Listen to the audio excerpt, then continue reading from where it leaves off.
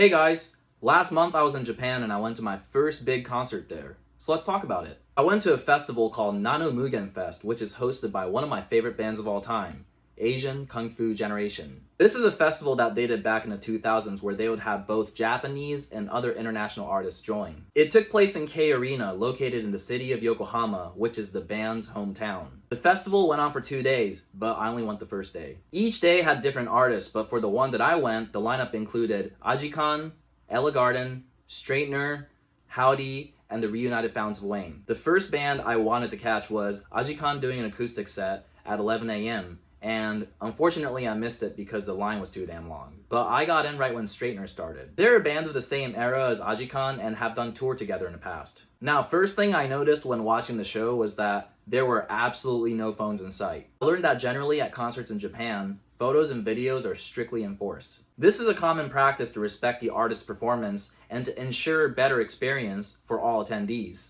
After Straightener, I left the arena to get some merch and food. Another thing that I want to point out is that getting merch was also a different experience. What you do is you register on the app and it gives you a number and a time frame for you to stop by the artist tent. And each artist had their own merch tent. They do this in order to avoid long lines, and I think it's very effective. Only long lines were for the food and drinks. Next band I watched was Fountains of Wayne, and they were very fun. Then the band after that was Ella Garden, who I was really excited for. They're a known pop-punk / alt-rock band from Tokyo. I listened to them a lot back in high school, so catching them live in Japan was so awesome. They were definitely the best band of the night. The energy of the crowd was really high, and everybody was fist pumping in the same synchronized motion. It was kind of weird. Have you guys ever watched any footage of idol concerts in Japan? At those shows, fans do these choreography and glow stick movements in order to add another layer to the engagement and visual element to the performance. It's definitely not as crazy as idol concerts, but there's some element of that in Japanese rock shows. It's just their way of cheering their favorite artist. Ajikan was the last band up, and they were fantastic. I've seen them once before when they came to the States in 2017 at Terragram Ballroom of all places. But this performance felt like they were in their element, and they just looked really happy to be in their hometown performing in front of everyone. Another thing that I noticed was that if you look at Goto's amp, he had a board with something written in English. On the board, it said, "Stop the genocide in Gaza."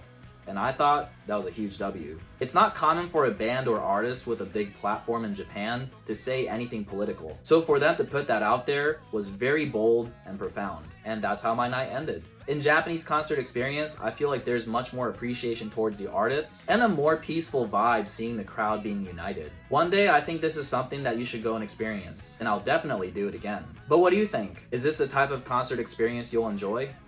Let me know in the comments.